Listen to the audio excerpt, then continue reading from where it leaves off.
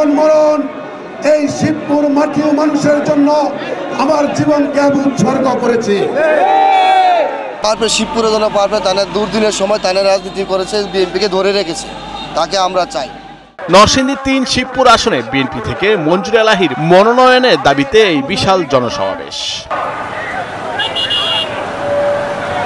হাতে প্লেকার্ড ও রং বেরঙের banner festoon নিয়ে সমাবেশে যোগ দেন বিএনপির নেতাকর্মীরা। লোকে লোকারণ্য সমাবেশ স্থল যেন তিল ধারণেরও ঠাঁই নেই। বিএনপি থেকে মনোনয়ন প্রত্যাশী নরসিংদী জেলা বিএনপির সাধারণ সম্পাদক মঞ্জুর এলাহী বলেন, আমার জীবন আমি শিবপুরবাসীর জন্য উৎসর্গ করলাম। আমার জীবন মরণ এই শিবপুর মাটি ও মানুষের জন্য আমার জীবনকে আমি উৎসর্গ করেছি।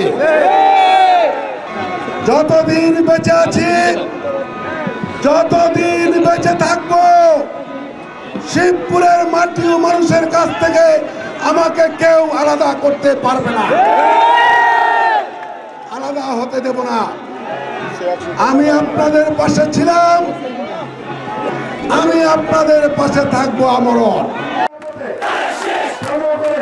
2018 নির্বাচনে মঞ্জুর এলাহীকে বিএনপি থেকে মনোনয়ন দিয়েছিলেন, তখন তার উপর হামলা চালায় আওয়ামী লীগের নেতাকর্মীরা ও তার মনোনয়নটি বাতিল করে দেওয়া হয়।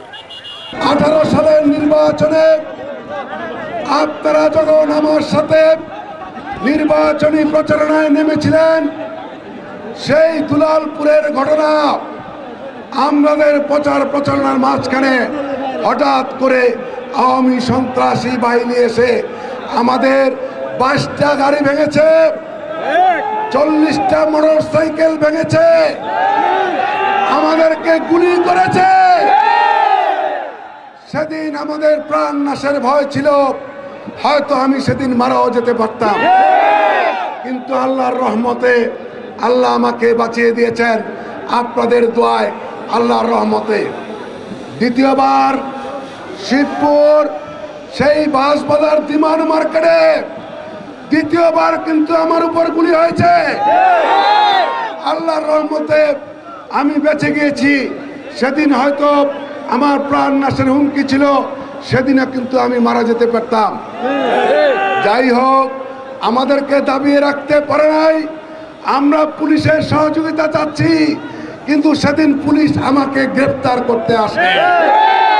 এই ছিল আমাদের নির্বাচনী প্রচারণার অবস্থা।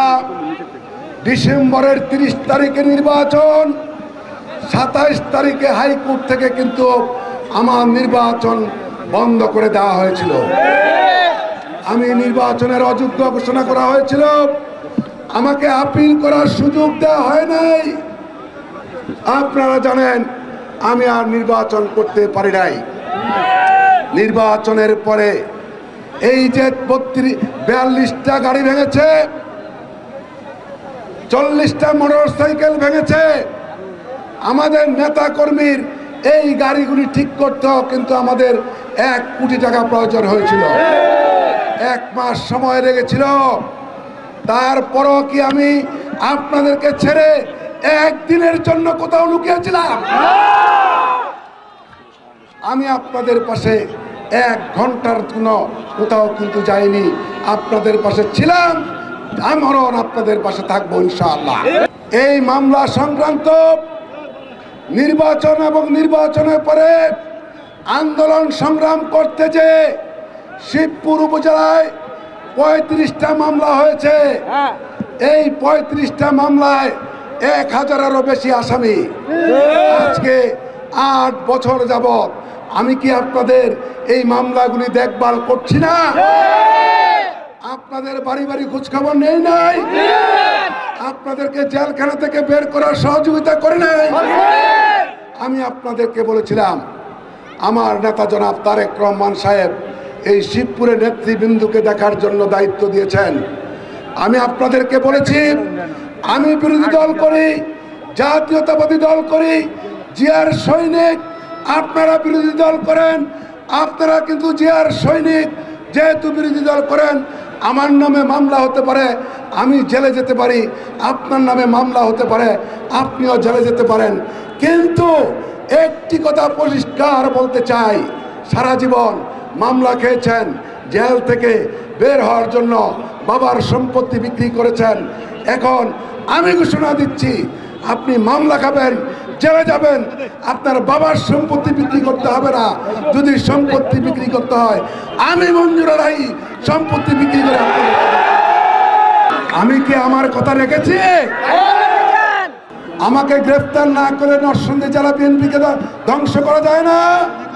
সে কারণে আমার কুলের বাচ্চাটা আমার কুলে ছিল গাড়ির মধ্যে, তারা কিন্তু চতুর্দিক থেকে আমার গাড়িটা ঘেরাও করে আমাকে যখন গ্রেফতার করলো, আমার বাচ্চাটা কান্নাকাটি শুরু করলো, আমার চোখে পানি এসে গেল।